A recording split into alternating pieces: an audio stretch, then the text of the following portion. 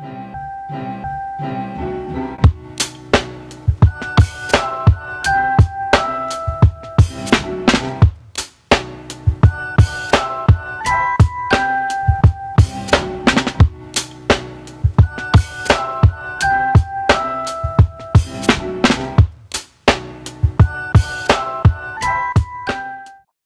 আলাইকুম এভরিওয়ান। আশা করি সবাই ভালো আছেন। আমিও আলহামদুলিল্লাহ ভালো আছি। তো আজকে আমার ওয়েলস ট্রিপের ডে 2। তো ঘুম থেকে উঠে রেডি হলাম। ঘড়িতে বাজে এখন 8:30। এখন হোটেল থেকে বেরিয়ে যাচ্ছি। আজকের প্ল্যান হলো ওয়েলসের আরেকটা পার্টের দিকে যাওয়া, ট্যানবি। সেখানে 2টা লাইক সিসাইড আছে।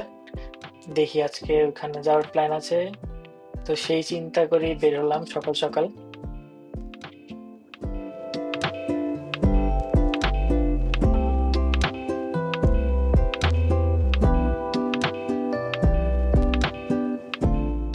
আমি কার্ডিফের এই হোটেলটাতে উঠেছি, আগের ভিডিওতে দেখিয়েছিলাম কিনা আমার মনে নেই। হোটেলটা ভালোই, বাজেটের মধ্যে বেস্ট। ভালো পার্কিং এর ব্যবস্থা আছে, কেউ যদি গাড়ি নিয়ে আসেন গাড়িও পার্ক করতে পারবেন এখানে। সো যাই হোক, দেখি বাস স্টপ পর্যন্ত যাই।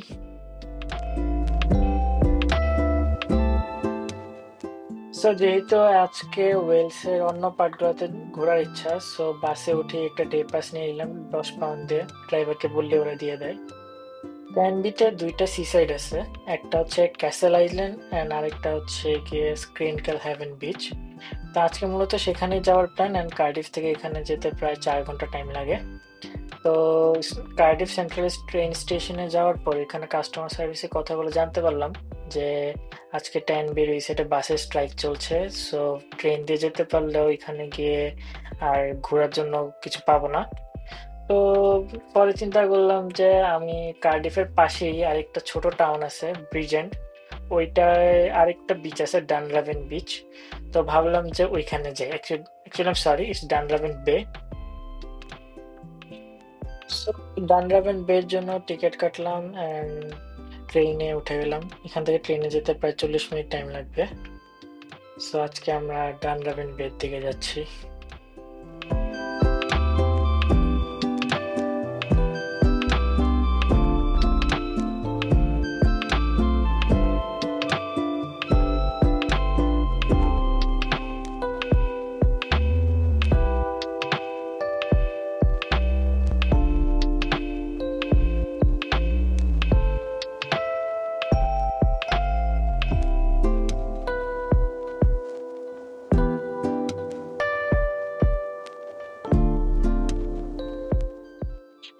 ট্রেনটা ভালোই স্পিড আগাচ্ছিল। সো স্পিড দেখে ভাবলাম যে ফোনে একটু চেক করি যেটা স্পিড কিরকম। সো আপনারা দেখতে পাচ্ছেন প্রায় 119, 120, 117 এরকম স্পিড নিয়ে ট্রেনটা ব্রিজেন্ট সিটির দিকে আগাচ্ছে।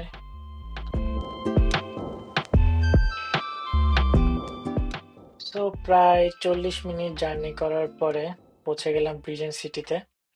এখান থেকে এখন বাস স্টপে যেতে হবে। বাস স্টপ থেকে বাস নিয়ে তারপর 30 মিনিটের বাস জার্নি।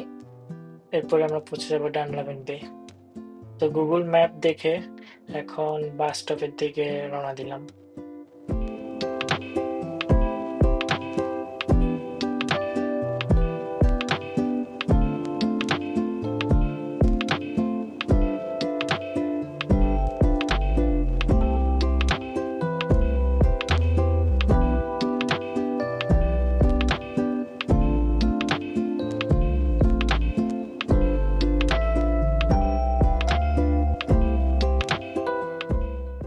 বাস স্টপে গিয়ে আরেকটা নতুন খবর জানতে পারলাম যে ব্রিজেন্ট সিটিতেও বাসের স্ট্রাইক চলতেছে।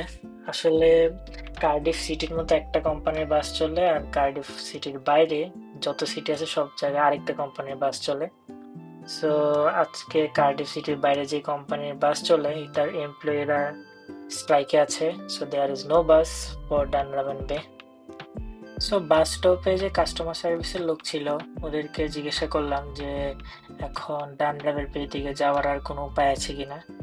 সো ওরা যেটা বললো যে হেঁটে যাওয়া ছাড়া আর কোনো উপায় নেই। অ্যান্ড গুগল ম্যাপে চেক করে দেখলাম যে হেঁটে যেতে প্রায় 1 ঘন্টা টাইম লাগবে।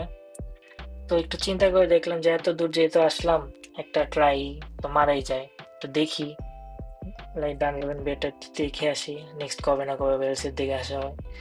তো সেইভাবে হাঁটা শুরু করলাম। অনেক দূর হাঁটার পরে দেখলাম যে আসলে রাস্তাটা ডাইরেক্ট হাইওয়ে দিয়ে চলে যাচ্ছে, and ওখানে হাঁটাটা অনেক রিস্ক। সো ডিসাইড করলাম যে এবার ব্যাক করি, এখানে আর হেঁটে লাভ নেই। ব্রিজেন টাউনটা এতই ছোট যে এখানে হাঁটা ছাড়া উপায় ছিল না। উবারে অনেক খোঁজাখুঁজি করলাম, উবারে কোনো কাছাকাছি কোনো গাড়ি পাওয়া যায় না। সো অনেক হাঁটাহাঁটি করলাম, অ্যান্ড লাঞ্চ টাইম হয়ে গিয়েছিল, অনেক খিদাও লেগেছিল।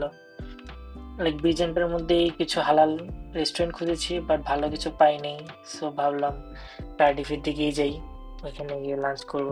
সো কার্ডিফে ট্রেনে উঠে আবার রওনা দিলাম। প্রায় 40 মিনিট পর কার্ডিফ পৌঁছালাম, অ্যান্ড গুগল ম্যাপে অনেক খোঁজাখুঁজির পর একটা ইন্ডিয়ান হালাল রেস্টুরেন্ট পাইলাম। তো সেখানে গিয়ে টিক্কা মশলা চিকেন অ্যান্ড বাটার চিকেনের সাথে ভেজিটেবল রাইস দিয়ে লাঞ্চ করলাম। খাবারটা অনেক মজা ছিল, অ্যান্ড এরপর হোটেলে ব্যাক করলাম।